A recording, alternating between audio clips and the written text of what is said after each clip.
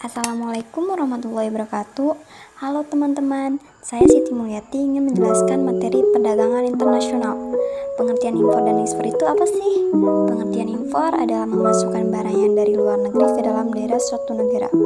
Pengertian ekspor adalah kegiatan mengeluarkan barang dari daerah ke luar negeri. Manfaat perdagangan internasional itu dibagi menjadi dua. Yang pertama, memperoleh barang yang tidak diproduksi dalam negeri. Adanya perdagangan internasional memungkinkan suatu negara memperoleh barang yang dibutuhkan dari negara lain. Misalnya, Indonesia mengimpor buah kurma dari Timur Tengah karena tidak dapat memproduksi sendiri. Yang kedua, sumber devisa negara. Kegiatan perdagangan internasional yang pertama, ekspor dapat memberikan pemasukan atau devisa utama bagi sebuah negara. Faktor penghambat perdagangan internasional bisa dibagi menjadi beberapa. Yang pertama, tidak amannya suatu negara. Perdagangan akan cenderung menghindari melakukan kerjasama jual beli dengan negara yang berada pada situasi kurang aman. Yang kedua, kebijakan ekonomi internasional. Misalnya, jika pemerintah suatu negara melakukan pembatasan impor, mengenakan pajak impor yang tinggi dan peraturan yang rumit, maka hal tersebut berpotensi menghambat perdagangan internasional.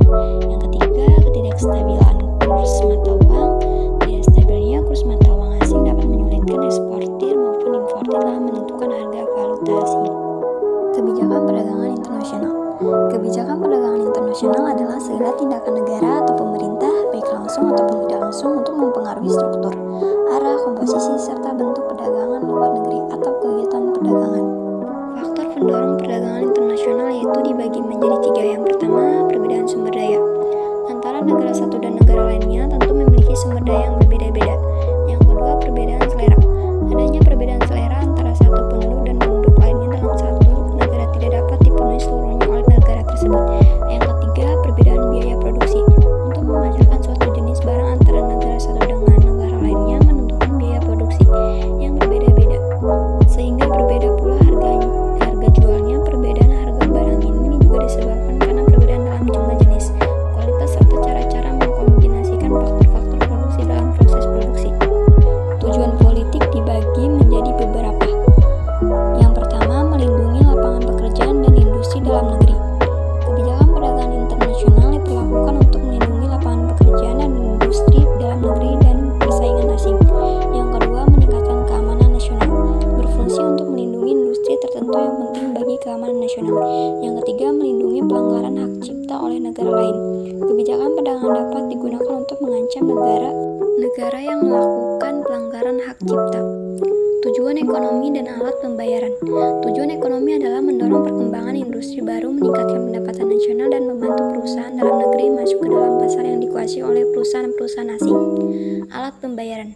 Perdagangan yang terjadi lintas negara tentu tidak dapat dilakukan secara langsung, karena perbedaan mata uang dan tempat alat pembayaran yang telah disepakati sebagai alat pembayaran internasional adalah devisa.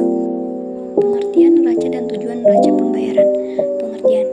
Neraca pembayaran adalah catatan yang sistematis tentang transaksi ekonomi internasional antara penduduk suatu negara itu dengan penduduk negara lainnya dalam jangka waktu tertentu.